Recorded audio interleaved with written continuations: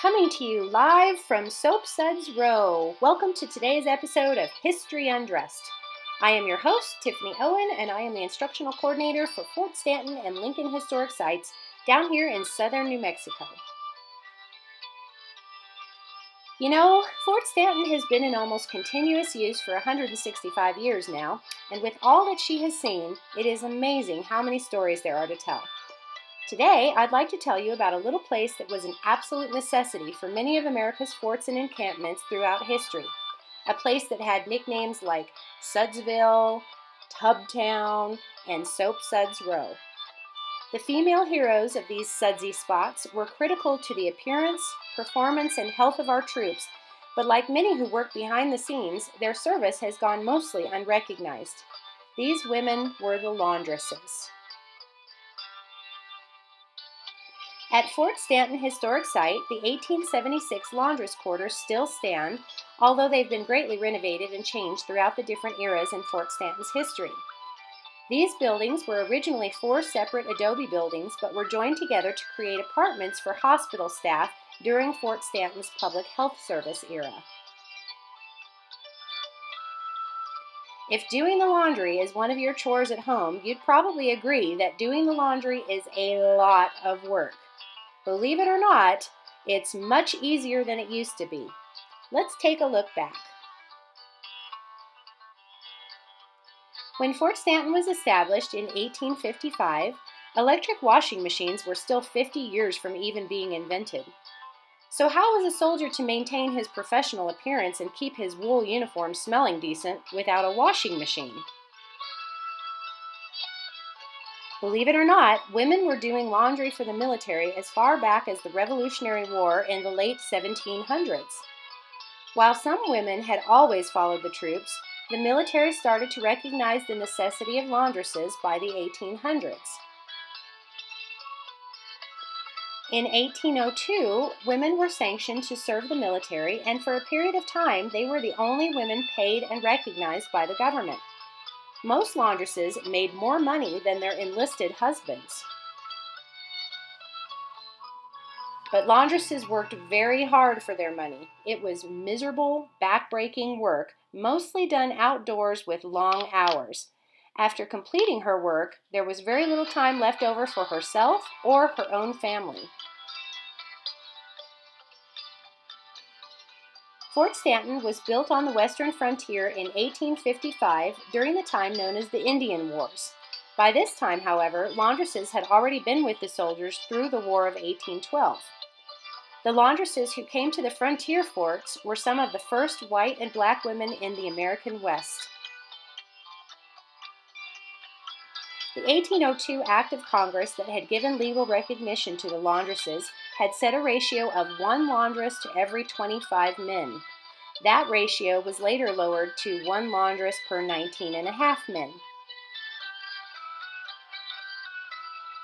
Because there were so few women, laundresses played a more significant role than just a washerwoman. They also acted as midwives, cared for the sick and lonely, cooked and cleaned for officers and their families, and provided a feminine presence at the forts.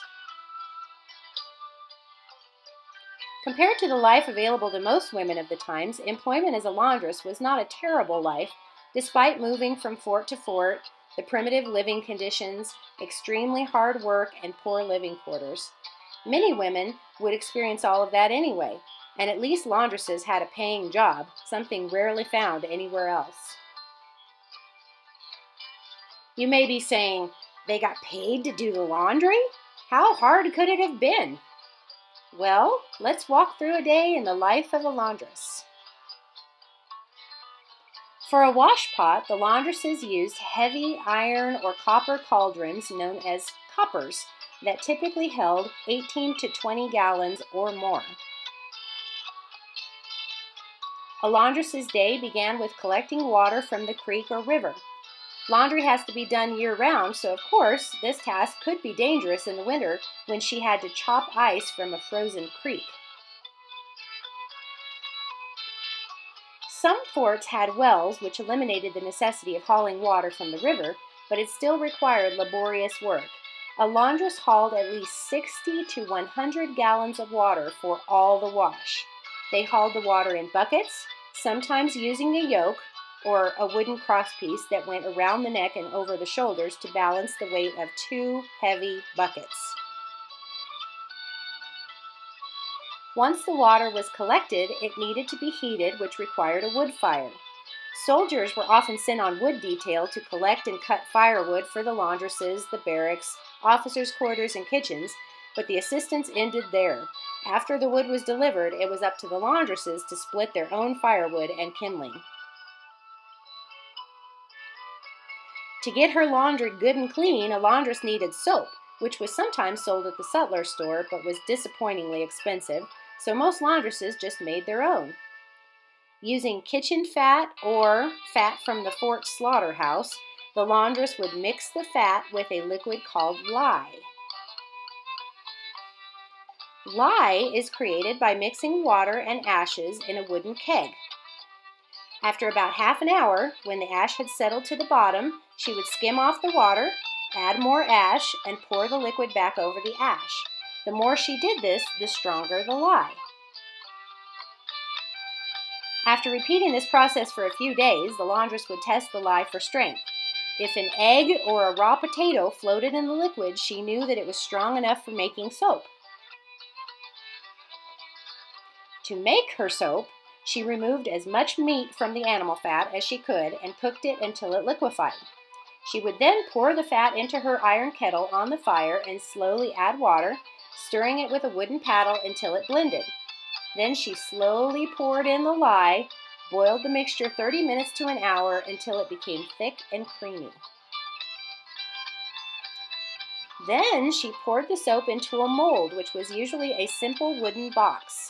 After it hardened, she could cut it into bars. After all this, she could finally begin her work. Making and using lye soap was another peril of the laundress's job. Lye is a very caustic chemical called sodium hydroxide that can burn the skin, cause blindness, or, if ingested, can cause death. It was the War of 1812 in which some garrisons regulated that soldiers should not wear their fatigue frock and trousers more than 3 days without washing. This regulation, if it were enforced, would have kept the laundresses extremely busy.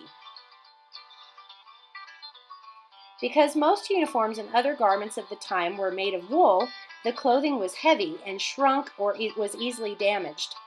Her job was heavy, wet, dirty, hard work. In addition to washing for the troops, she sometimes had to wash for officers and their families, as well as wash for her own family. Doing the laundry took the better part of a week. Collectively, her wash could weigh from 500 to 800 pounds.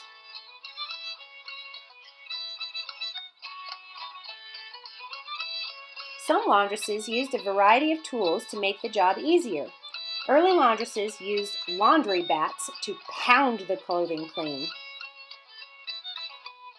By 1833, many laundresses used the high-tech washboard. She would submerge the ribbed part of the washboard, lean her body up against the top of the board to hold it steady, then repeatedly dunk the clothing into the water, rub soap on the garment, and rub it against the ribs of the washboard. The process often left the laundress's hands and knuckles cracked and raw. Some washboards became entertainment after hours when they were used as musical instruments, mockingly referred to as army pianos.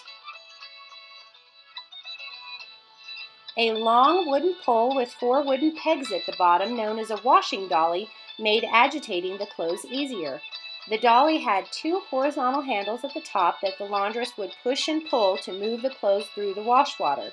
You can probably imagine that military laundresses had amazingly strong arms. When the wash water was too dirty to continue using, the laundress dumped it wherever it was convenient, which often made the conditions around Tubtown a constant muddy mess. In the winter, the swampy ground turned to brown ice, and in the summer, mosquitoes made life miserable. Think about what we have to do today to dry our clothes. We just take them out of the washer, throw them in the dryer, maybe with a nicely fragranced dryer sheet that makes the laundry soft and sweet smelling. Well, things were a bit more difficult back in the day of the laundresses. If she had a wringer known as a mangle, she could fasten that to the side of her wash tub and feed the clothes through the 2 cylinders and then crank the handle to squeeze the water out. If she wasn't lucky enough to have a mangle, she could wring the water out by hand or sometimes twist the clothing around a pole to squeeze out the water. With a name like mangle, you can imagine that laundry would sometimes get damaged in the process of being washed. If the garments shrunk, were over-scrubbed, stained, or ruined, the laundress was responsible for the damage. In good weather, a laundress might lay the clothes out on shrubs or on a clean, grassy area to dry. If the laundress had a clothesline, she hung her wash to dry, although, as anyone who has ever used a clothesline knows, the weather can create all kinds of misery, especially in the West, where wind could whip and tear the garments or blow them off the line and into the dirt, undoing the laundress's hard work.